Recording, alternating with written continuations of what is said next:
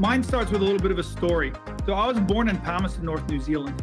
Okay. And while I was there getting in those 4 months that was in the process of being birthed, before we left there, my dad met a captain, a ship captain, and he was instrumental in helping this guy revitalize his life. He ended up becoming a captain with the Mercy ships with YWAM.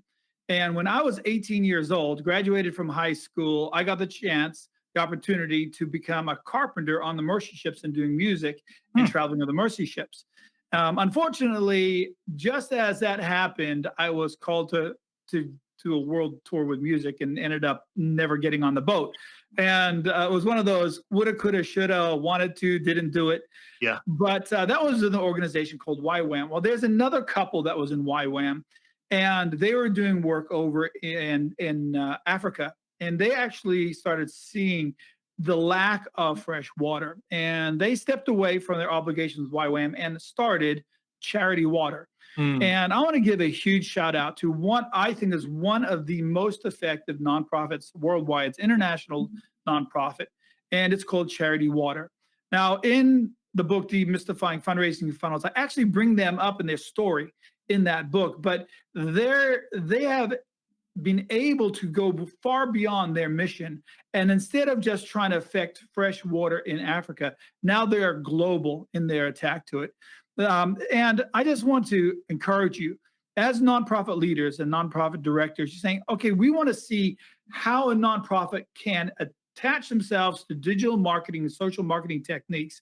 CharityWater has been very open with their success of where their income has come from and how their resources are gathered to them. And they have raised over $500 million using social media, digital marketing techniques to supplement their fundraising. And it has been a shock to them. But the fact is, there's not that many nonprofits that are really articulating their argument online. And they have done it, and they've done it well. So I would like to give them a shout out to you as a listener, saying, look at the way they're doing things and realize that they're not just a great organization that's accomplishing their mission. They have some amazing, fantastic people that are leading their charge. And so check them out at charitywater.org. All right, Cherian, it is your turn. Who would you like to give a shout out to? That's such a great example. I have had the opportunity to hear Scott speak, and he is so motivating, and I love their storytelling in particular. So that's a great example. So if it's okay with you, David, I'd love to have two nonprofits.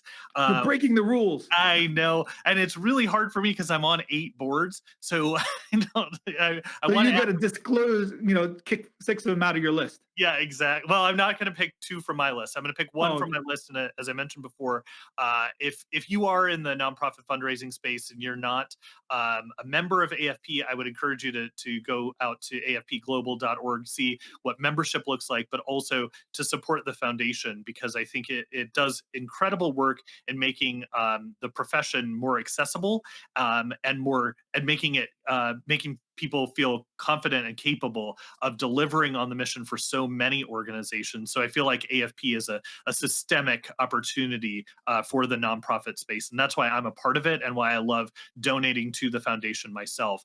But I didn't want to just use one that I'm super biased for. A few weeks ago, I did a webinar and I did a stewardship challenge. I encouraged nonprofits to reach out to their donors and thank them. I made a gift to an organization as part of that challenge that's called Life Moves, and it is the largest and one of the most effective nonprofits ending the cycle of homelessness for families in San Mateo and Santa Clara counties. I really was impressed with, I donated to them because of the challenge, but I got to know their program, and what is so meaningful about their work, they combat homelessness today and tomorrow by teaching comprehensive life skills that help their clients achieve long-term self-sufficiency. And I just think their model is so great from the perspective of not just addressing homelessness in the short term, but also really figuring out what does self-sufficiency look like and ending intergenerational poverty.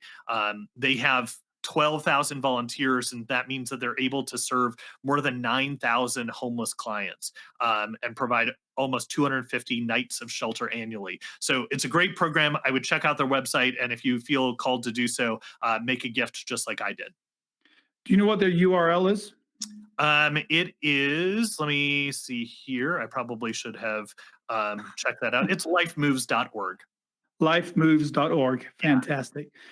Thank you, Cherian, for being a part of this podcast. We really have enjoyed you as a guest.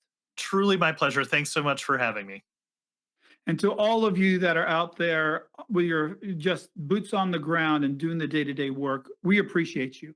You're Mhm. doing an amazing job. Look, if business could do it, they would have found a way to make money doing it. If government could have done it, they would have passed laws to do what you're doing. But no one could figure out a solution. So you are an experiment trying to help society do what others with money couldn't do. And we need you.